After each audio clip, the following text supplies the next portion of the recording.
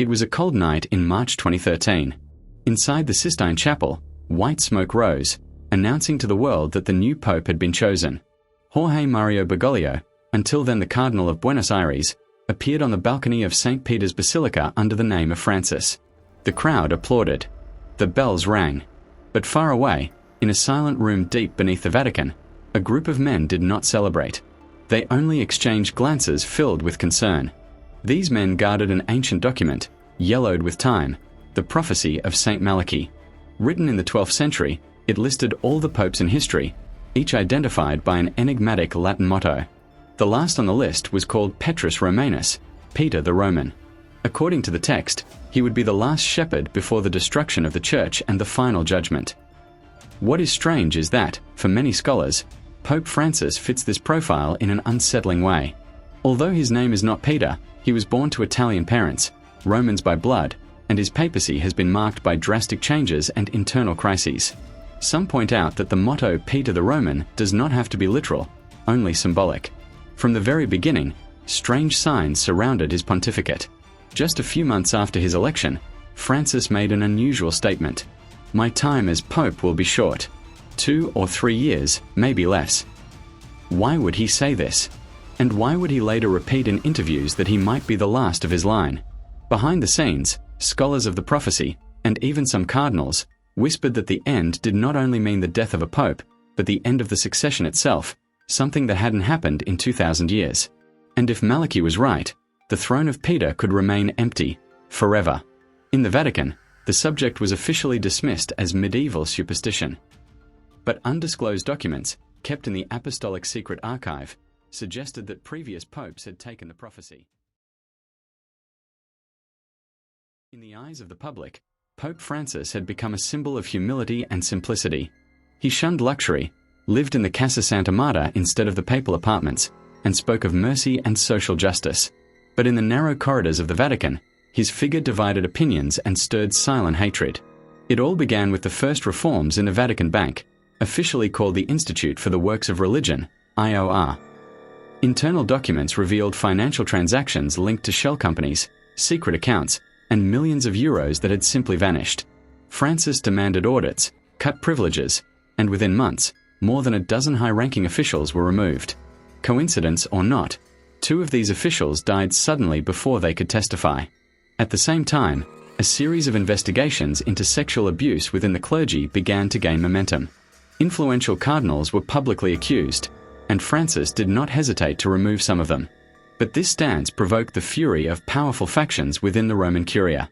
For certain sectors, he had broken a pact of silence that had been maintained for decades, and that was unforgivable. Meanwhile, the faith of millions of believers seemed to waver. Scandals, divisions, and controversial theological interpretations cast doubt on the unity of the Church. Traditionalist groups accused the Pope of destroying centuries of doctrine, while progressives claimed he was not going far enough. The Vatican was at war with itself, an invisible war made of anonymous letters, secret dossiers, and veiled threats. Internal sources spoke of late-night meetings, with no official records, where influential cardinals openly discussed the future of the Church and the early end of the pontificate. Some even cited the prophecy of Saint Malachy, not as superstition, but as a warning. And amid all this, rumors began to circulate that Pope Francis had received information about an inevitable event that would shake. It was a sweltering night in June, and the Vatican seemed to be asleep. But in the underground levels, far from the eyes of the Swiss Guard, a narrow corridor led to a small room lit only by candles. There, Pope Francis met with 3 men, none of them cardinals, none holding any official position in the Church. They wore simple clothing, but carried in their eyes an ancient weight, as if burdened with truths that could not be spoken. According to an account leaked years later by an anonymous staff member, the meeting lasted just over 40 minutes. The men were said to have shown the Pope a set of documents dated to the early 20th century, sealed with the Vatican's mark and a symbol he recognized immediately, the inverted key. Within them were predictions and accounts of a global spiritual collapse that would begin within the Church itself. It was not merely about losing followers or scandals, but an internal fragmentation so deep that the figure of the Pope would cease to have meaning. One of the visitors allegedly spoke in a low voice. "You will not be succeeded. Not by a Pope like those before you. The cycle is ending." Francis did not respond immediately. He touched the papers, made the sign of the cross, and remained silent. In that moment, according to the source, he understood that the prophecy of Saint Malachy was not just a medieval echo, but a plan known and studied for centuries by an invisible order within the Vatican itself. At the end of the meeting, the documents were gathered and taken away. No official record of the encounter exists. But in the days that followed, attentive observers noticed that Francis began speaking more often about transience, the end of a cycle, and a new path for the Church. For those who believed in the prophecy, this was not rhetoric. It was a warning. The year was 2027. The world was going through an unprecedented crisis. Geopolitical conflicts were intensifying, the global economy was faltering, and, in the heart of Rome, the Vatican was growing increasingly silent. Pope Francis, visibly more frail, no longer appeared as often. Important masses were led by trusted cardinals, and rumors spread that he was preparing a final announcement. It was then that an encrypted file began circulating among investigative journalists and former members of the Swiss Guard. Its contents, according to those who received it, came from within the sacred walls and bore a disturbing title, The Last Seal. Inside was a series of letters exchanged between popes over the course of 2 centuries, all addressing the same subject, the inevitability of the end of the papacy as an institution. The final document, dated only a few months earlier, bore the signature of Francis himself. In one passage, he wrote, "I will leave no successor. The chair of Peter must no longer be occupied, for the time has been fulfilled." The leak was quickly denied by the Holy See, but experts noted that both the language and handwriting matched authentic documents. And in the same week, Francis cancelled trips, meetings, and engagements without explanation. Days later, during a closed-door mass for a select few, he was said to have spoken in a solemn tone. "The Church as you know it will exist no more." Whether it was a metaphor or a literal prophecy, no one knew. But among scholars of the prophecy of Saint Malachy, the conclusion was clear. The last pope was already among us, and his final silence would mark the beginning of something the world was not prepared to face. Some claim that, in hidden vaults, the Vatican keeps the true contents of the last seal, locked away never to be revealed. Others believe that when it is opened, there will be no time left to react. The countdown, they say, has already begun. After months of public absence, the Vatican finally announced that Pope Francis would make a historic statement.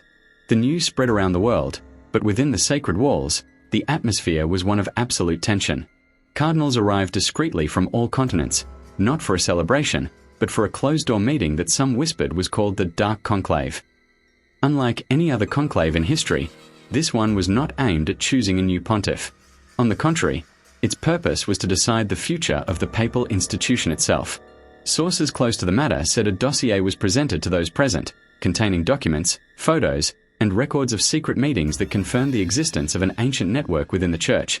An order waiting for the right moment to close the cycle started 2,000 years ago. 4 hours, voices rose, accusations were exchanged, and even veiled threats were made.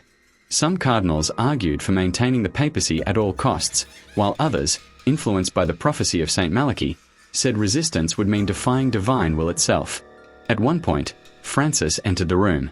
Frail but with a steady gaze, he walked to the central table and placed a black envelope down. No one dared touch it.